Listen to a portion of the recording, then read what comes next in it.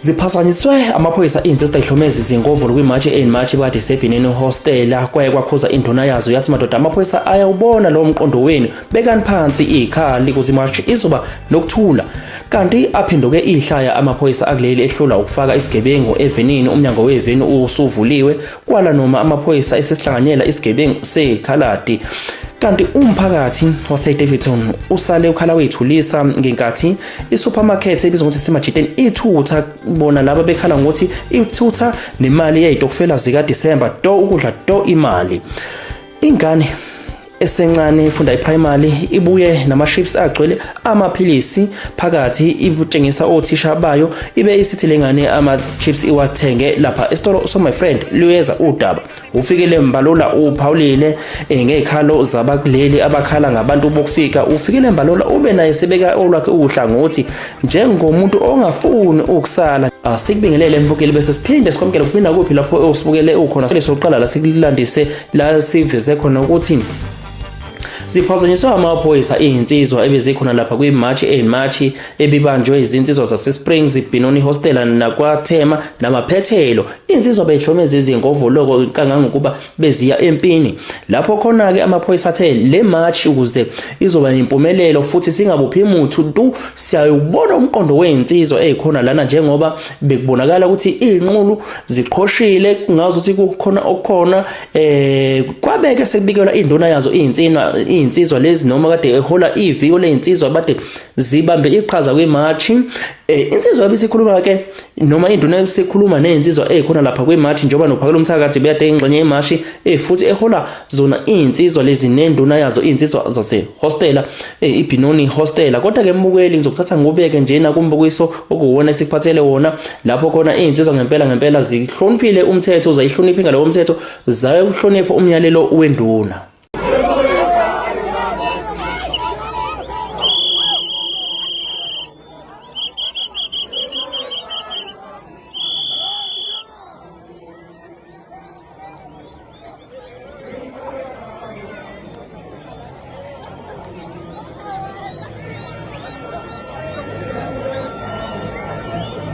zabo leziqhuma yibhabu sebefikile abaholi abazukwazi ukuhamba nathi siphethe ibhabu ngicela ukuthi ke wonke umuntu ophethe isibhamu sakhe ayosibeka endlini bese siyakwazi ukuhamba phakathi kwethu kunabomthetho kunamaphoyisa uma ngabe enibona niphethe ibhamu sebenibonile vele ibona abantu bacela ukuthi ibhamu masishiye bazonibopha mabenibopha seyihlonipho lenzayo uzoshawa-ke manje lalela mangafuni ukulalula uhambe la mangafuni ukuhlonipha uhambe la lento kuthe siyenza ngenhlonipho angithi asihloniphaneni abaphethe ibhamu bafowethu siyacela ukuthi beyishiye bese sihamba ngoba akekho umuntu owudutshulwa futhi akekho umuntu ozokhuluma kuzokhuluma laba asibacelile ukuthi mabasikhulumele kulelizwe angithi thina sizohlonipha lokho ashiyene-ke ibhamu bafowethu bese senza yonke into ngokuthula sihambe siyese sikhasazo uma ngabe kufanele ukuthi masifike kodwa kwamanje asinaso isikhathi sesibhamu futhi asidingi nanokuthi sifike leso sikhathi sesibhamu nangu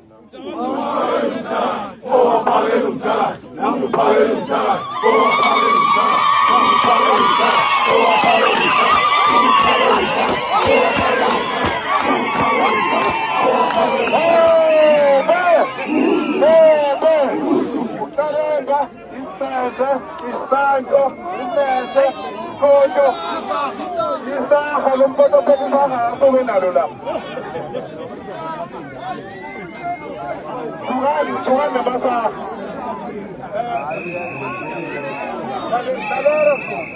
Bulana guys, anda bulet. Lazi procedure. Lalela go.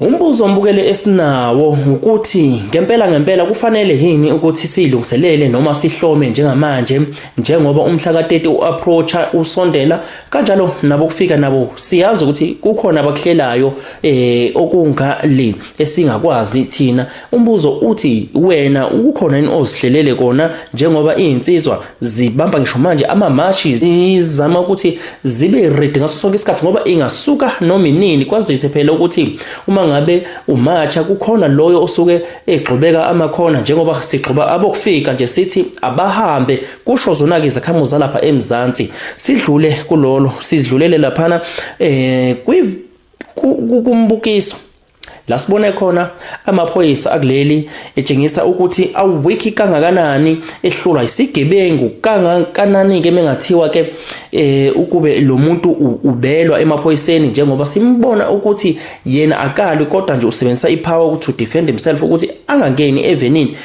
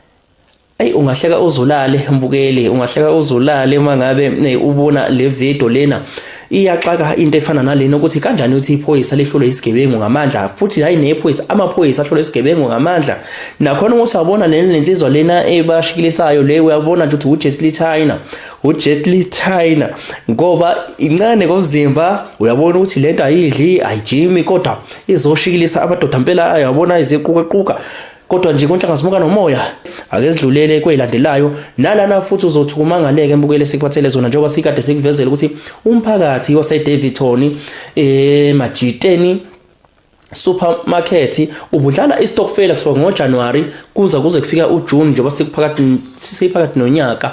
Umphakathi ke ubuhlangene esitolo lapho khona udlala khona istokfela uthole namhlanje ngelanga lokuvalwa kwaso isitolo ukuthi isitolo sesiyathutha njengoba sithutha nje umphakathi ukhala ngokuthi ubudlala istokfela seka December ukuthi ekupheleni kaDecember ufuna ukuhlukanisa ukudla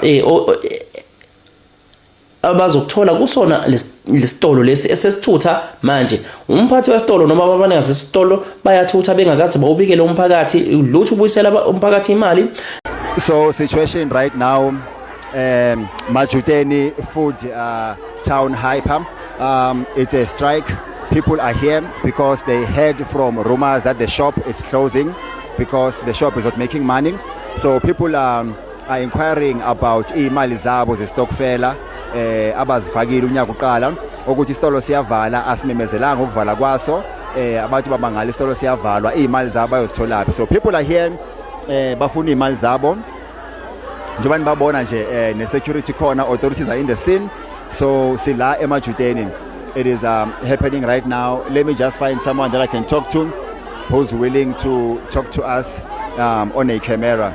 eMajuteni Food Town Hyper Daveyton Silam la kunesteleka khona.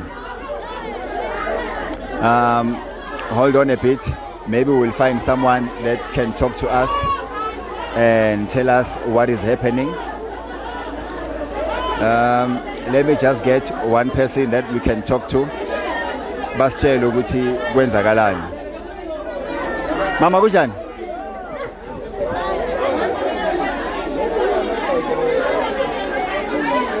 So at the moment, people are still angry. No one wants to say anything. But we are here. As soon as I got someone I can talk to, I'll let you know. But I spoke to one of the officials in the shop. They said the shop is closing because they're not making enough profit, and they are donating almost in a month. They are giving almost $500,000 to the community, and especially to our luncheon clubs, the elderly ones. But abogogo mabaholile, bathi abogogo ababuyi bazothenga so into abakhala ngayo. Majuteni Food Town Hyper sila.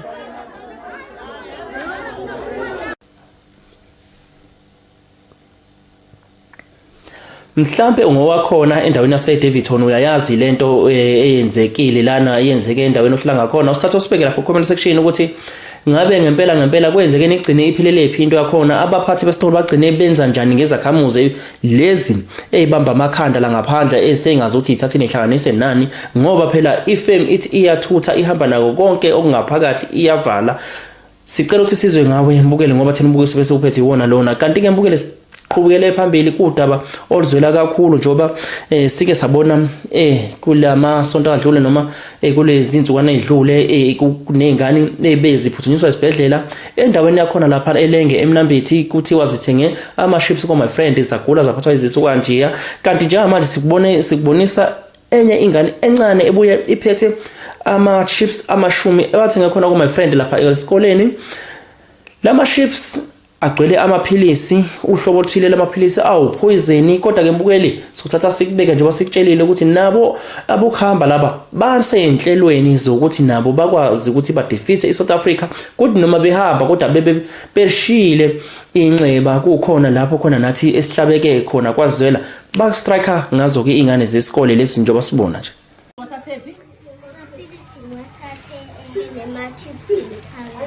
Phakathi ema-chipsini wasuwenze njani noma ubona lamaphilisi ngase ngabachitha ama-chips njengoba usuzake usikhombisa amaphilisi hayi bafethe iqiniso lento iyiqiniso ushuthe umntwana iyiqiniso sondela la sondela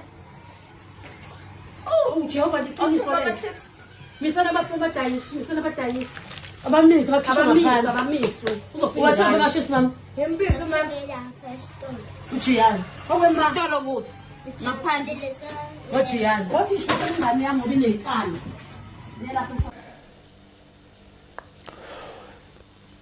Imaphi mbukeli ama safety measures noma iyalo advices owanikeza izingane zakho ezincane ezisafunda isikole ngoba siyazi ukuthi labo sobancane bona abayinaki yonke lento kakhulu njengoba yenzeka ku social media uthi ngabe laba bokuhamba kunezinto asebeyithengisa eziwubungozi kakhulu eziwupoison kakhulu enganeni wena ngabe yini oyitshela ingane yakho uma ngabe uyinikeza imali iphuma ihamba njengoba sazi ukuthi nje manje akusaphephile vele lokuthi ngaphandle ingane mangabe zithenga ama chips noma ngabe yini usweet kulabantu bokufika njengoba iphansi phezulu impi yabokufika nabase eMzansi kanti ufikile embalula ke uzwakalise nayo ke okwakhe ukuphefumula odabeni le March and March. Immigration and illegal immigration is not a South African problem. It's an African problem. It's a global problem. And the question for us in the African continent, how do we deal with that? We must deal with the root causes of this. Where people leave their countries en masse. There are many people in South Africa. It's not only Africans. There are Europeans who arrived in this country before we're even liberated. Some of them are even naturalized. We've got Asian people who come as far as Bangladesh coming into our country. The other time when I was minister, they were even entering through OR Tambo. You ask yourself, in terms of their countries of departure, how do they make it via Dubai and everywhere by aeroplane to land land in South Africa. That is a question of porous borders. You've got people as far as Pakistan who are here in South Africa. So it's a global crisis that requires governments to formulate a response to this. But we can never allow ourselves, when apartheid was described as a crime against humanity, to accept our country to be described as a xenophobic country that hates other nations. That's not the case. Singabantu bobuntu.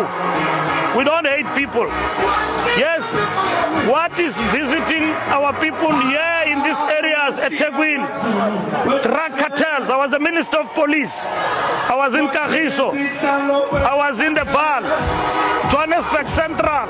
I saw these drug cartels dishing out drugs and all of that to the youth, and even illegal prostitution, teenage prostitution in the areas of Mdantsane. I've seen that with my eyes. I know the pain and suffering of our people, but that does not warrant an illegal mobilization, which will be equal to vigilantism in our country. When the state and the democratic state is intact, that will not support.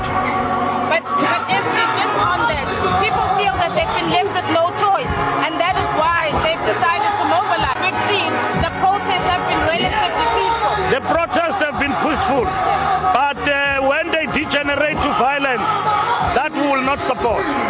The voices of our people have been heard, and they've been very peaceful. I agree with you, and everybody else can see they've been peaceful. But when you threaten violence, that cannot be acceptable. We know what that violence will plunge this country into. People will be killing each other here in the streets. Government must intervene and deal with the issues. The protests are genuine. They've been heard. It's not a question of who raises the protest. The question is this protest a fallacy, a lie, or anything? It is the truth. There are illegal immigrants who are promoting drugs in our country and all of that.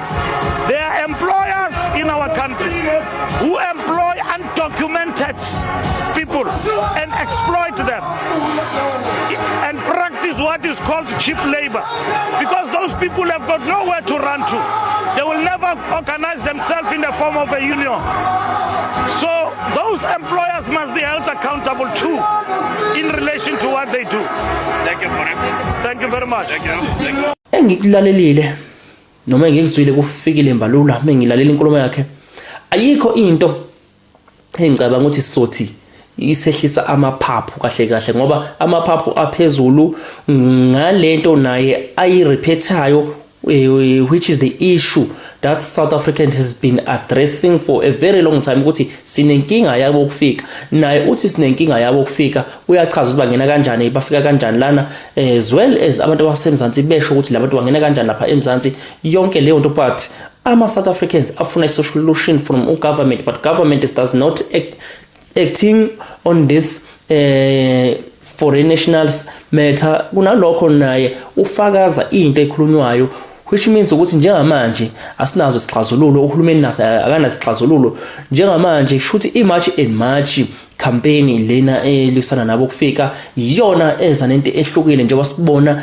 abasegana belanda abantu babo ngamabhasi kanjalo nohulumeni waseNigeria wayememezela indaba yokuthi unawo amabhanoyi ready ukuthi azolanda abantu bakhe lapha emzansi, asebe ready ukuthi babuyele khona lapha eNigeria beyo khulisa umnotho wakhona lapha ezweni labo emadolobheni abo Abuja, olokho njani oLagos namanye ama cities akhona lapha Nigeria. Mbukeli meke ukuthi ujabulele indlela esilethele ngayo indaba namhlanje. Sicela ukuthi like uphinde usubscribe, okunye nokunye ke kukhona lapha kuma comment section la sesiyohlangana khona. Sibonge ithuba.